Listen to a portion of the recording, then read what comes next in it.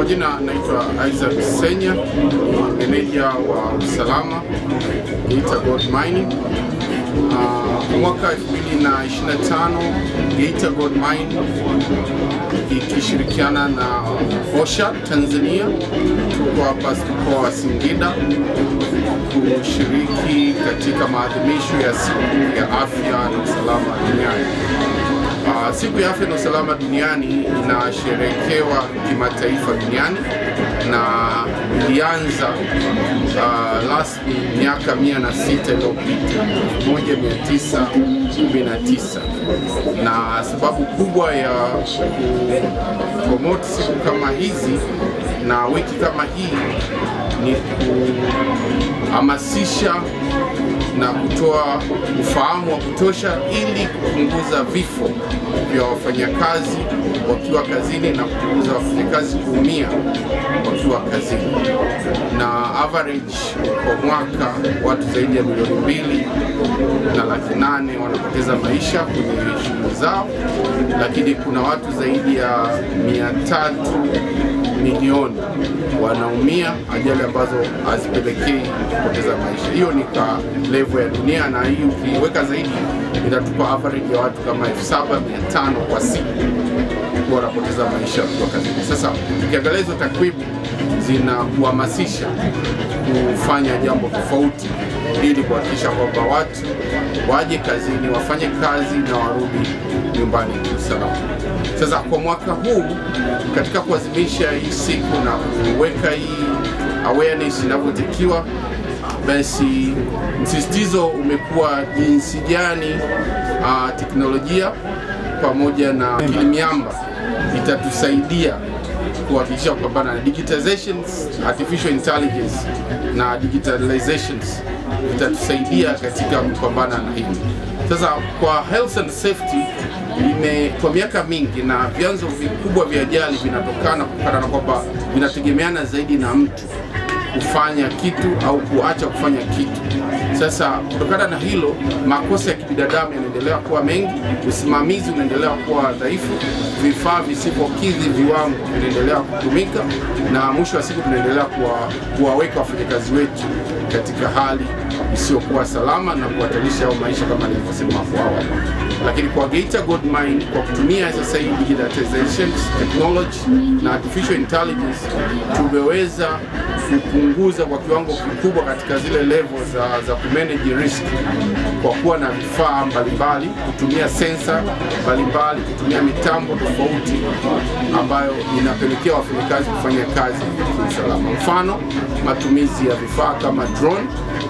Siku za nyuma wafanyakazi walihitajika wafike kwenye maeneo ambayo either hayako salama, hayako supported vizuri, lakini kwa kutumia teknoloji ya drone, ina maana huyu anayeoperate drone inakuwa programmed vizuri, inaweza kuingia kwenye ile eneo ambalo aliko salama na litamwezesha kupata information zote ambazo zingeweza kufanywa na mtu, na hata kama itatokea tatizo lolote pale, basi yule mtu atakuwa salama. Lakini pia kwenye hii swala la artificial intelligence pamoja na digitizations, kwenye upande wa uchimbaji wa chini pia tumeweza kuwa na systems kama remote bogging, ambako operator anakuwa mbali na ile mashine inayoenda kufanya kazi. Kwa sababu hiyo basi operator wetu ataendelea kuwa salama, na lolote likitokea kule, maporomoko yakitokea na kuanguka, basi yule mtu hatoweza kuathiriwa na chochote, na atabaki kuwa salama na ataendelea na kazi yake kama ambavyo inatakiwa. Swala zima la teknoloji limekuwa likisaidia na kutumika katika maeneo mbalimbali, na katika hilo mfano umeshakuwa na hata vifaa vya uchimbaji ambao hivi vifaa vinaoperatiwa kutoka sehemu nyingine, mfano hizi drill rigs, ambao yote sasa ni nguvu ya digitalization pamoja na technology katika kuhakikisha kwamba wafanyakazi hawa hawako exposed moja kwa moja na vihatarishi vilivyoko pale eneo la kazi.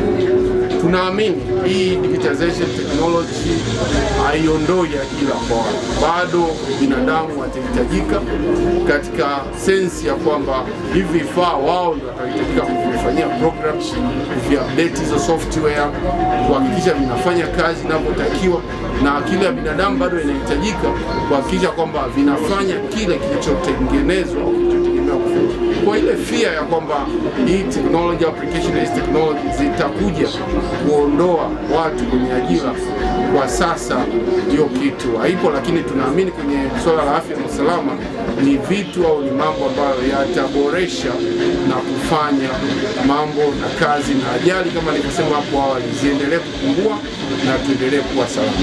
Kwa Geita hapa ina jumla ya timu ya wafanyakazi 30 ambao wamegawanyika katika vitengo tofauti wakitoa sasa hiyo elimu kwa wakazi na wananchi wa Geita.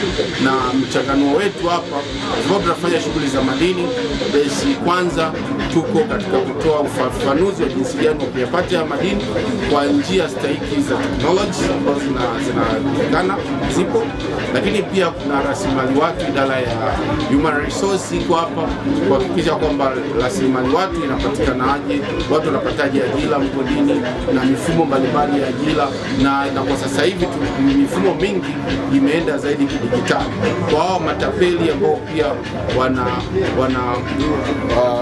chukua hela za watu, wanatapeli watu, inaondoa kama watu watakuwa na taarifa sahihi, watajua njia sahihi za kutuma maombi, kupata taarifa za maombi, na maombi yote yanajibiwa.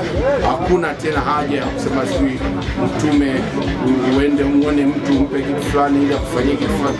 Unaingia kwenye mfumo na humo unafanya maombi yako, yanapokelewa na taarifa ya kwamba maombi yamepokelewa utayapata, na baada ya hapo basi utajibiwa kama utakuwa umekidhi vigezo na kuitwa kwenye interview.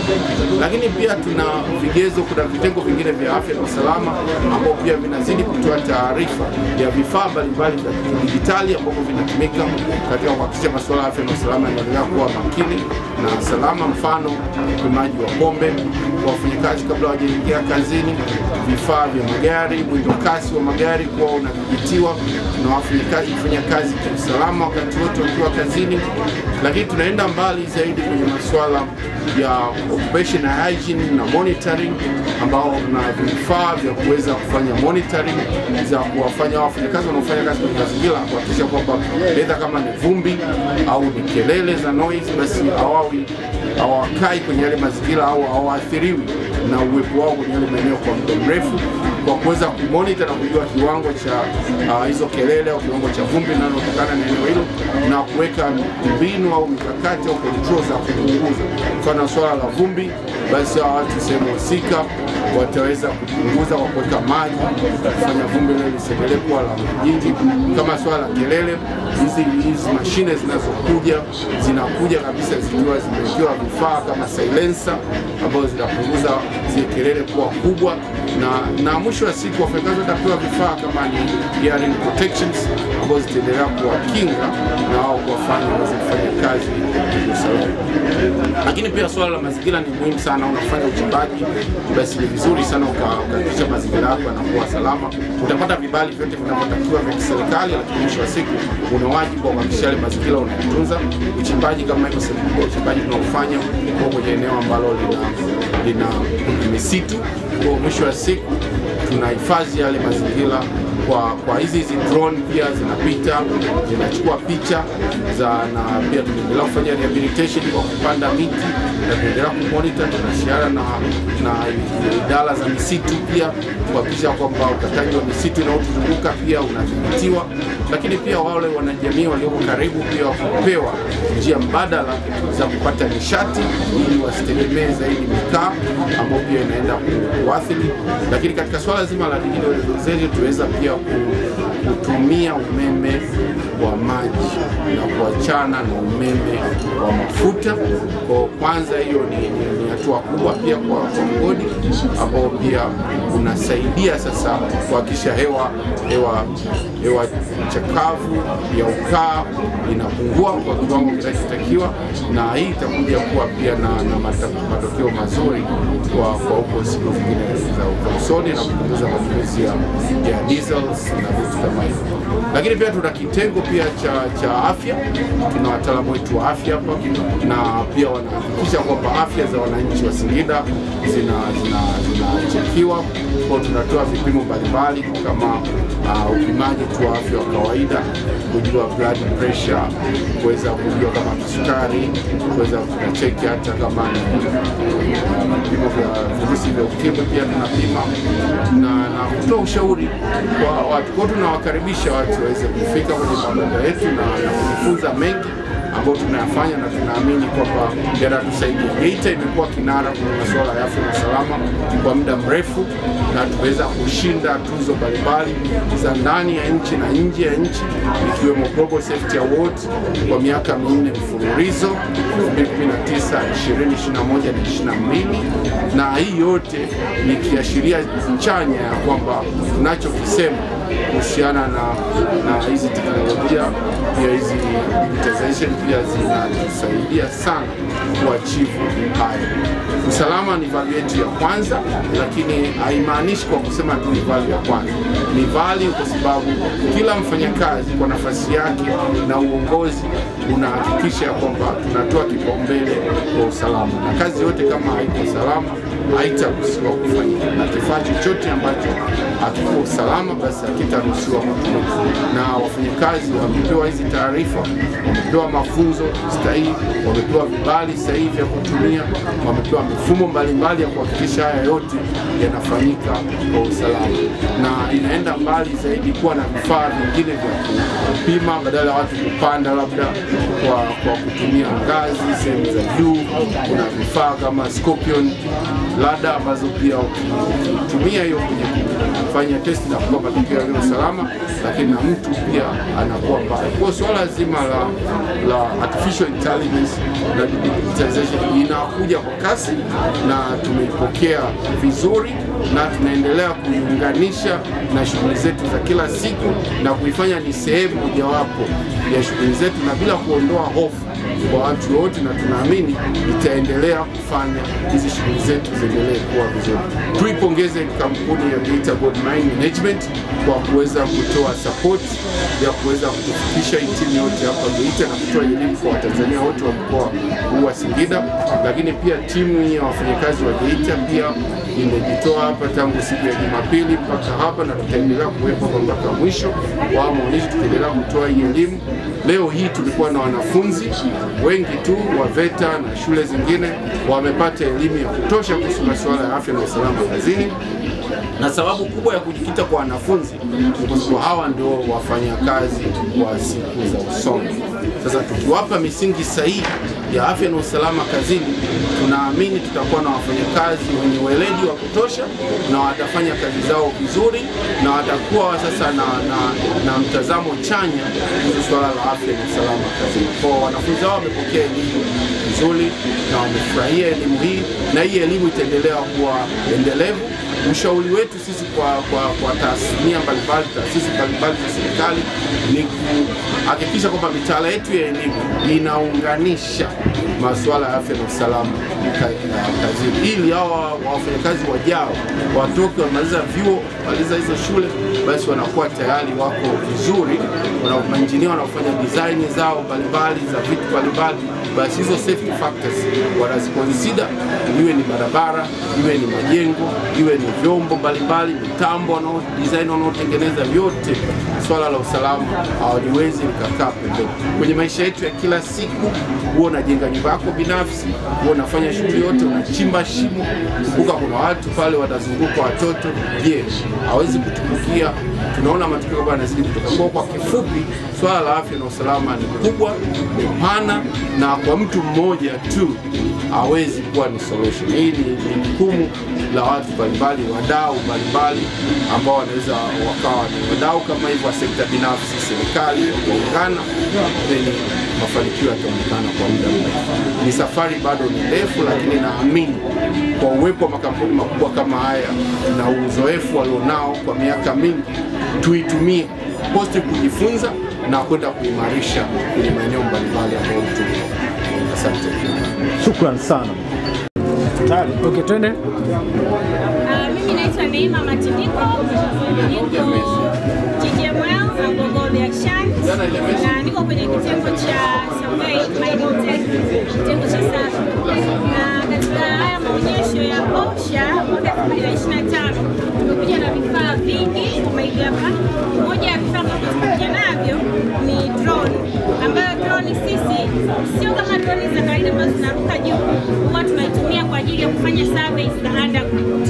Hii drone imekuwa incorporated na system inayoitwa SLAM, ambayo inaisaidia hii drone kuruka yenyewe. Ina autopilot, ina uwezo wa kujiendesha yenyewe bila mimi kuioperate. Ninachofanya, hii controller yangu naunganisha tu pamoja na hii scanner through wifi, alafu pale natumia controller yangu feed information ambazo zinakuja moja kwa moja kwenye scanner yangu kuiambia iende wapi.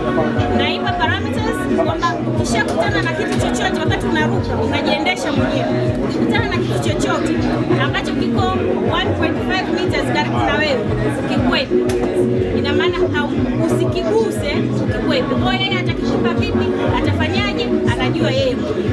Kwa ina uwezo na ina akili enough kuweza kujua kwamba hiki kizingiti kiko umbali gani na nikikwepe vipi. Pia nikishaipa mission iende wapi na wapi, ikifika sehemu ikawa imeishiwa chaji kule napoenda, inajua kabisa siwezi kwenda mission inayofuata, chaji itaniishia. Yenyewe ina uwezo wa kujua kwamba hapa sitaki kuendelea mbele. Kwa hiyo itakona, itarudi na itanipa mimi taarifa hapa kupitia wifi kwamba battery low. Kwa mimi nitaiambia irudi nyumbani. Ila pia kwa sababu inatumia wifi connection, ikienda by certain range, ina maana itakata wifi connection. Lakini mimi nimeshaipa mission. Ina maana ikienda ikafika sehemu imekata wifi connection lakini bado mission haijaisha, ina uwezo wa kumaliza mission yenyewe. Ikafika sehemu ilipomaliza mission, ina uwezo wa kusimama ikaanza kuwaza hapa nilipo nafikaje nyumbani na sina mawasiliano na nyumbani. Anaangalia kama kuna any njia ambayo ni shortcut, anaangalia shortcut route ambayo inaweza kumfikisha nyumbani kirahisi. Akiona hiyo njia atapita hiyo shortcut moja kwa moja. Asipoiona atarudi kupitia njia ile ile ambayo amefanyaje, amepita nayo wakati wa kwenda. Na pia ikiishiwa charge wakati imeenda iko mbali na pia haina connection ya wifi, ina maana haiwezi kuniambia kwamba charge imeisha, na pia haina connection na charge imeisha. Ina maana yeye atakachofanya, atatani around, atarudi mpaka karibu na mimi.